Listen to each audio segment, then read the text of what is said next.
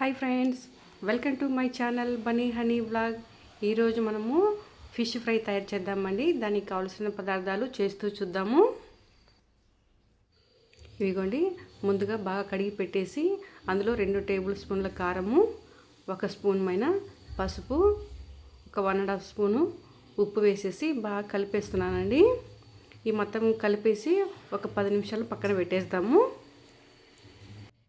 ఇదిగోండి, ఈ పీసెస్లో ఇప్పుడు ఒక ధనియా జీరా పౌడర్, ఒక 1/2 స్పూన్ గరం మసాలా, ఒక 1/2 స్పూన్ మిరియాల పౌడర్ వేసానండి. వీటితో పాటు ఒక 1.5 స్పూను కార్న్ఫ్లవర్, 1 స్పూను అల్లం వెల్లుల్లి పేస్ట్ వేసానండి. వీటితో పాటు ఫిష్ మసాలా కూడా వేస్తున్నానండి.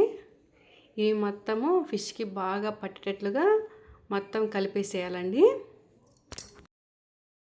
ఇదిగోండి, ఇలాగ మొత్తం బాగా కలిపేసేసాను కదా. ఇందులో ఒక 1/2 చెక్కమైన నిమ్మరసం కూడా వేస్తున్నానండి. ఇప్పుడు ఇవి మొత్తం ఇట్లా బాగా కలిపేసి ఒక 1/2 అవర్ మనం మూత పెట్టేసి ఫ్రిడ్జ్లో పెట్టేద్దామండి. అప్పుడు మనం ఇప్పుడు కలిపిన మసాలాలు మొత్తము పీసెస్కి బాగా పట్టేస్తాయి.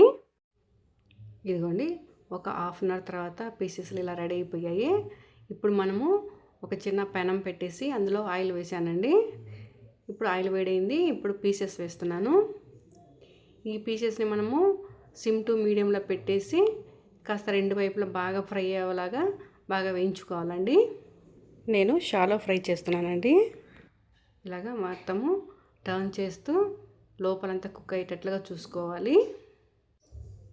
ఇదిగోండి, ఈ విధంగా 2 వైపులా బాగా మనము మంచిగా ఫ్రై చేసేసాము.